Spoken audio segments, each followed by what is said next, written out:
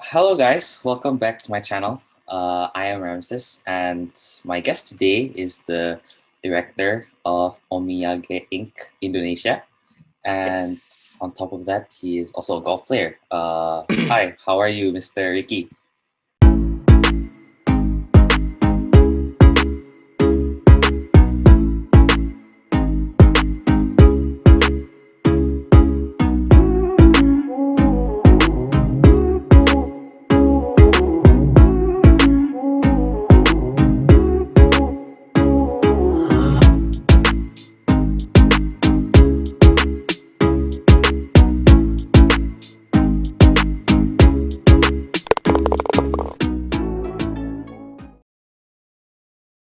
Hi, just call me Riki aja. Okay. Right.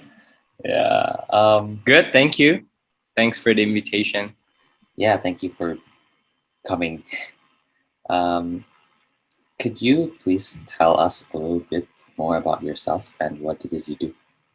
Sure. I'm Riki. I'm half Japanese, half Indonesian, Arab Indonesian, which I believe I'm the only kind, I guess, in the whole world, except for my sister.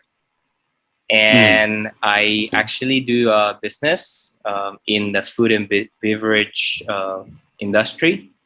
I run 3 cafes and 5 retail shops under the name of Dore by Latau and Pancake Co.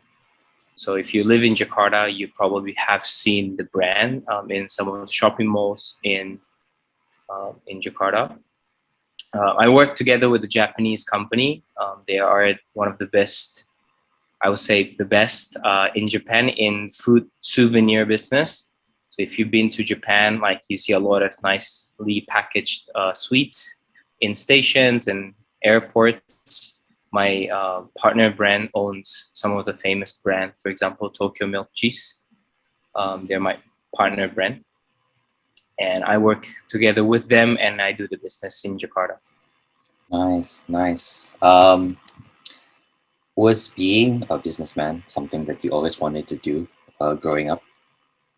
Um, I don't know actually. Yeah, my family runs business, so obviously running a business is not something that far off in my mind, I guess. But when I was in university, I was exposed to entrepreneur community. That's where I guess, interested in starting something on my own. Um, but when I finished university, I was actually thinking to work for someone else, Yeah, but it just happened to be a business opportunity in front of me where I can be engaged myself. So that's how I sort of get into business. So I wasn't really thinking about starting a business or anything really, but I was interested by entrepreneurs, like a people itself, I guess. So that's how I started business, I guess. yeah, yeah. So how did you get into this business, the food business? Sure. So, since I'm half Japanese, half Indonesian, one mission, or I would say what I envision myself, is always to be part of between Japan and Indonesia. I wanted to contribute to both countries, and my idea was, how can I use the know-how, or how can I sort of use a way of Japan, or how Japanese do things. As you might know, they're perfectionists and all that stuff, and I wanted to bring that to Indonesia. And one idea was a souvenir business, gifting business. So that's one idea I had in the process of coming up with the business. And I met a great partner that, as I said, they're one of the best in Japan. In fact, they're one of the biggest in Japan in the industry. They're the biggest in the industry. So that was how I sort of started the business. So precisely, it's basically, I wanted to create sort of Indonesian souvenir. As you might know, Indonesia, we have a great culture, but we don't really have nice souvenir to sell or to promote outside. So that was the idea behind. But in fact, when I started, it was a collaboration with a Japanese pastry company.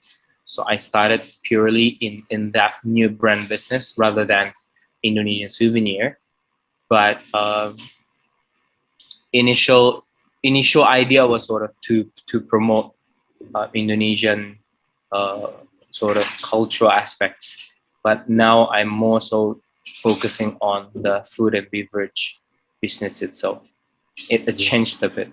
Yeah. Okay. So I'm actually still a little bit confused. What exactly do you do? So by souvenir, do you mean like, for example, how Japan has like Tokyo banana as a souvenir, stuff like that, but then for Indonesia? Yep. Oh, Yeah, okay. yeah. So that was the idea behind first. So my partner company is actually, they're exactly like Tokyo Banana, like brands. They own many more brands, but they're a competitor of Tokyo Banana, in fact. Oh. And I wanted to make something like that lah in Indonesia gitu. But in Indonesia, as I've seen, people still more interested in like something from outside back then when I started the business. So daripada rather than just making Indonesian brand, I had to sort of create a brand to set up the company properly before I, engage with different ideas. So I utilize Japanese partners brand first, which is called Latao from Hokkaido, and that's how I created Dore as the brand. So now I have in Plaza Indonesia, Plaza Senayan, and so on in Jakarta. Okay, that's pretty cool. So you're also a golfer, right? Yes, I am a devoted golfer actually. So what's your handicap, if you don't mind? I actually stopped playing. My wrist is injured, Oh, but okay. last year my handicap, I think the lowest was 5, 6-ish, maybe 6. Yeah, that's good. So I believe that there are actually some similarities between golf and business, and so I just want to hear your thoughts on some of those things, I guess. Sure. Oh well, I think it's quite interesting, especially in Indonesia. A lot of entrepreneurs typically do play golf, and as a game of golf, I've never really actually thought of similarities between golf and business. But to think of it, how I approach golf, it's similar to how I approach my business, in a way that I'm a very positive person, even on the golf course or even in a business. Positive doesn't mean optimistic. Sometimes I'm a pessimistic in terms of future, but I always take everything into positivity. So I always believe bad thing happens. Like in a golf course, sometimes you hit a good shot, but you just have unlucky bounce or whatever that is, and it goes to the bunker. And if we get emotional about these things happening in each steps, then you might actually drag yourself into not in the good state, right? You got to maintain yourself to be happy, to be positive.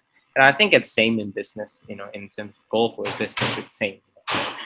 Bad thing happens in our life, our journey. So that's one thing that I feel it's very similar in golf and business. And also I feel like I have been extremely lucky in the business. I was in Forbes under 30 2-3 years ago. I know a lot of business owners or entrepreneurs who are great. In my personal point of view, they are greater than me. But as a matter of fact, I know someone from Forbes, and I was in a good relationship, so they call me up in the list, and all that kind of stuff. I figure it out in the golf as well. You got to be lucky to get a good result, right? Yeah. It's not just about the skills, but sometimes you get lucky, and it happens in the golf as well. You just sometimes hit a bad shot and you just bounce it off and it comes back to the green and something like that. You need that, So I think that's a great thing about golf, that to think of it, because of your question as well, I actually realized there's a lot of things that I've learned through golf that I can apply to business or vice versa. And the last one is, I think it's really important to know yourself. In golf, if you play in a certain holes, you have to understand your capability and your skills. You need to sort of understand your risk and reward balance. Sometimes you want to go for 2 in par 5, but sometimes if you're not confident with a certain distance, then you might as well take a, 2 shots to the green or 3 shots to the green, than rather than just hitting off 3 wood or hybrid to the Yeah. green, and you might actually hit into the bunker, and then you actually miss the opportunity to get a birdie, right? So that strategic process versus your capability, I think in golf, I've recently learned a lot, especially last 2 years when I became more matured and play golf. I started to think more about that. How I approach to the green. It's not just about hitting the best shot, but you just eliminate the potential mistakes, Yeah. and then you try to play safe around it. Because most of amateurs, we play over par, right? Like +10, +5, whatever that is. So I think it's a lot more important for us to go for par than trying to hit the birdie, right? Trying to get Yeah. a birdie. Because birdie is -1, but if you get double bogey or triple bogey, then it's going to be +2 and 3 and 4. And that's something that we need to understand, that as amateur, I think we have a lot more potential to get bogey than birdie. So mindset has to be like, Play rather safe. than going for, yeah, play safe, yeah, exactly. In business as well, I'm not saying that you have to play safe, but you have to understand yourself, what's your strength, what's your weakness. Especially in business, you're not running by yourself, right? I am extremely bad at execution, for example. I Mm. am more of a idea person. I am Um, more of a uh, how do you call it? I like to put the structure in. I like to have thoughts around things, strategy and stuff, versus the actual execution. yeah. Yeah. So I need to understand, okay, that's my weakness, then I play in certain way, right? So that's something that I've learned recently about myself in business as well. So I think it's always constant learning for both side golf and business. Yeah. Yeah. So, if, for example, you know that you're bad in the execution part, so then would you have someone else help you with the execution part that is maybe better than you at it? Yeah, definitely. You might want to outsource your weakness, right? Mm. One thing I came to conclusion is that I think there's always weakness and strength, and you can try to be better at what you're not good at, but it's very stressful, and you might actually find it easier to outsource. Doesn't mean you don't want to neglect, you want to neglect it, but it's, I think it's important to understand your limit in certain level, and you don't need to be perfect for everything, right? I Yeah. mean, same for a golfer, right? I mean, some players are really good at putting, some players are good at striking the ball. There's no one who's good at every single thing, I Yeah. believe. That is true. That is true. Mm. Um, you mentioned uh, how you can have bad days. So what was uh, a time where I guess something bad happened, and how Mm. did you deal with it? Uh, I think, well, how do we deal with it? One fundamental thing is you have to understand the bad thing is part of our life, part of golf game as well. You can't expect every single thing is perfect.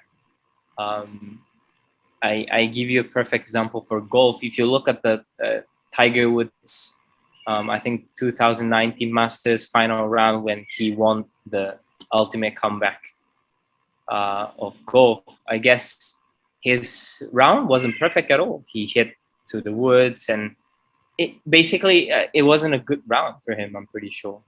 But he managed to actually finish off strong. Right? Yeah. So I believe that gives us a good lesson about our life and our golf game, where bad thing is part of our journey. So you have to, like, we all have to understand that that's part of our life. You can't just expect good things happen in our life all the time, right? So that's one. And once you understand this fundamentals, I think it's easier for you to sort of cope with it, right? It's just a matter of how to deal with it.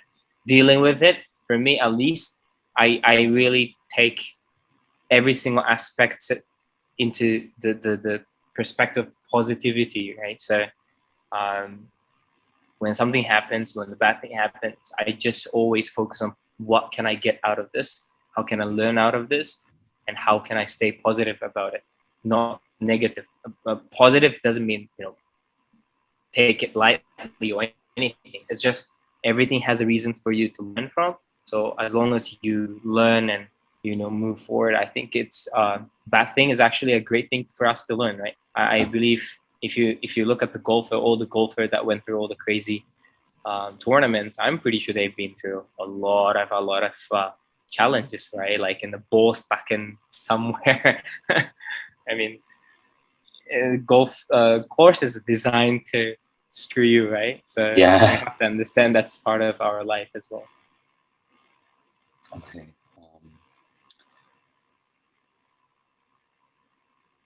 What is a lesson you've learned over the course of your life that like sticks with you? Do you get the question? Yeah. Sticks to me. Well, as I mentioned about positivity, I think that's my Yeah. motto, and that's something that I've learned from my surroundings. My grandma was an extremely negative person, and she told me that she is jealous of me because uh, I'm very positive person. So Oh, she mentioned to me uh, once when I had a dinner with her, and then that's something that stuck to my mind. Where okay, I have to keep this as my motto in my life, where I take everything into positivity. So that's something that I've learned. That's one. Two is I think appreciation. That's something that I've learned from.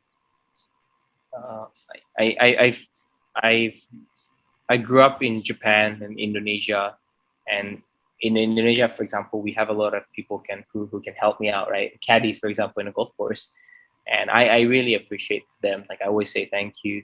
I always ask for ideas. If they are newbies, they need to learn. I actually teach them how to read, how to bring clubs and all that kind of stuff. I don't take it for granted. mm, Um, you just need to appreciate things, and appreciation is the ultimate way for us to be happy as well, right? When we appreciate, we say thank you, and they'll be happy. If we see someone happy, we be happy, right? yeah. So that's something that I always keep in mind, being positive and appreciate people around me, and that's something that I always use in my business as well. Yeah. That is it's a very good message, I think. Um, Hopefully, yeah. what is one thing you love about golf and one thing you love about doing business?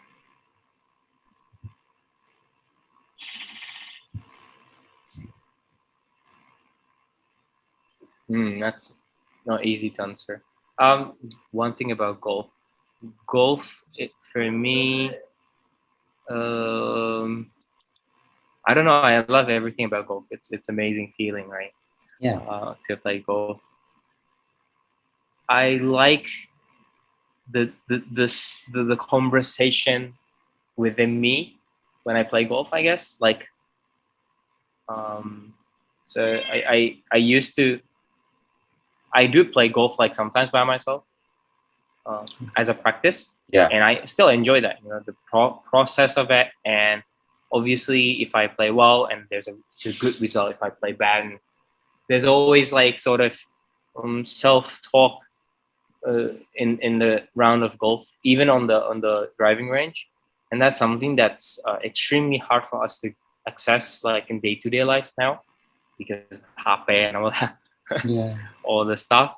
So that's something that I feel like it's a sort of my meditation time. Me playing golf, like meditation slash exercising slash I do enjoy as entertainment, Yeah. and I love to be better at something, and I've proved that way last 2 years when I started play serious last 2 years. I improved a lot. I used to play like 85, 84-ish. Now I think I can play 78, Yeah. 77-ish. Um, that's something that I really feel good about it. So it's I think too, self talk part, and also the fact that I can improve myself, regardless of who I'm playing with. Any other sports, it's really hard to prove that you're getting better at something. Like I used to play soccer, Yeah. football. Yeah. You can't really say I'm better at football unless I really play against someone that I can beat them or something like that. If golf, the result is there, so you can have that handicap system that you can prove how good you are. Yeah. I think that's amazing thing about golf. In business, maybe in a way it's similar. I love the fact that I can be better at something. So in the golf, like, and I can improve myself. In business, I can improve my business, and I love the feeling of getting better at something. Um, and that's Everyone does. something that that's something that I feel I really enjoy about in our life. Where the other day I couldn't do it, now I can do it. In a year later, I will be better at something. I will be better as a person, whatever that is. But that that makes me really hopeful and exciting feeling about looking for the future is because of the fact that I know that I can improve. Right? So that's something that I sort of I can imagine, like something that I imagine from golf and the business is sort of connected. It's because the whole improvement part of it, I guess. Yeah, I think everyone likes the feeling of knowing that you have improved yourself or done done it better than you have in the past, right? Yeah, yeah, yeah. I mean, it's same for schools or whatever that is, right? Like, Yeah. well, I couldn't do this and I can do it now, and that is amazing feeling. I mean, it's a scientifically proven growth is our one of our fundamental happiness comes from growth, and I feel like fortunate thing is golf is we can play until we're 60, 70 years old. My grandpa almost had an age shooter once. I think he was 81 years old and he played 85 or something like that. Wow. Yeah, and that's amazing thing, right? We're old and can play, and that's amazing thing. So I can hopefully improve even from now. I'm 32 now, but I feel like I can improve better than now. Okay. So yeah, do you have anything you want to add to our discussion today? Um, let me look at the question that you had sent me. Yeah, I didn't ask you all of them. Uh, I just asked some of the ones I felt like doing today. Yeah. Oh, yeah. In regards to the improvement, right? I think it's a value that I believe it's quite important for a golfer and as well as a business person is that the mindset of how we can improve ourselves or how we can improve whatever that is, right? It's like the growth Um, mindset, is it? exactly, growth mindset, and we need to have a grit. And you need to keep looking for a better option, better solution. And I can give you an example. I think a founder of SoftBank, Masayoshi Son, Yeah. he's one of the greatest investor, right? And I think he played 70s as well in golf. And he played master, not masters as a nine tournament, but he played. I've seen him. I think it was a TV show. He played a masters or something like that. Anyway, he achieved that goal of okay, I'll play this level, I'll play this level, I'll play this level, and it's sort of similar to I think business, both business and golf, it's similar. Once you try to achieve something, you just need to analyze what you're not good at, how can you improve yourself, getting a coach, business as well. I think in our life, a lot of times we think we're doing right, business or life. Uh, Most of the times we're not doing it right. That's Yeah. why we're not satisfied, right? So it's really important for us to have someone who's genuinely telling you, hey, here's the thing that you're not doing right, or genuinely telling you a story about things that they've done wrong that I can probably listen and learn. Mhm. uh, Same for golf. I mean, having a coach and telling you, oh, you're not good at this, and that's actually an amazing thing, right? Yeah. Especially golf, like the movement, you can't really even see where your arms and Yeah, the yeah. postures, right? It's like Um, when you're that's swinging, something that how you feel and how it looks is very different, right? exactly the feel and real difference, right? That's why people do exaggeration like this, and then when you Yeah. do, you don't do this, but because of the feel, you actually do it right, right?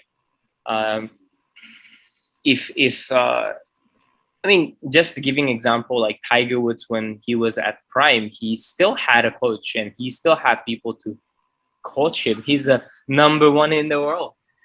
That's the obvious fact that we, as a normal people, Tiger Woods is like, he's just in different level. He's not even human being. But having someone to, coach or telling you to improve, how to improve or where to improve, that's extremely important. If it works out well or not, it's another story. But it's a thing that we should have as a mindset.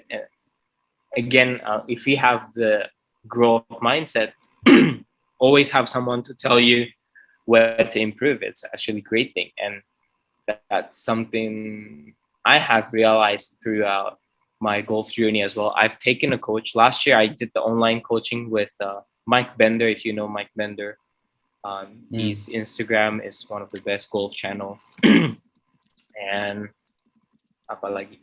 Yeah, in the business, I started to take coaching as well, just because I thought it's actually better that way, and it's great to have that. Yeah, yeah, yeah. Uh, how is online coaching with golf, by the way? Is it effective or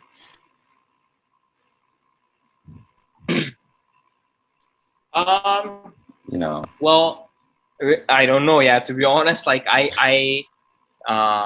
so if you know Mike Bender, he was third. I think he was the third best coach in the coach ranking last year, 2019 or something like that.